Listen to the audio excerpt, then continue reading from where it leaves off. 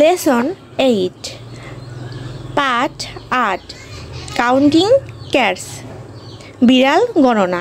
Counting অর্থ গণনা করা, ক্যাটস অর্থ বিড়ালগুলো।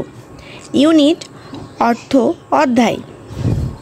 লুক অর্থ তাকানো, লিসেন অর্থ শোনা, অ্যান্ড অর্থ এবং, সে অর্থ বলা। কাউন্টিং ক্যাটস বিড়াল গণনা। কাউন্টিং অর্থ গণনা করা, ক্যাটস অর্থ বিড়াল। 1 ক্যাট 2 ক্যাটস একটি বিড়াল, দুটি বিড়াল।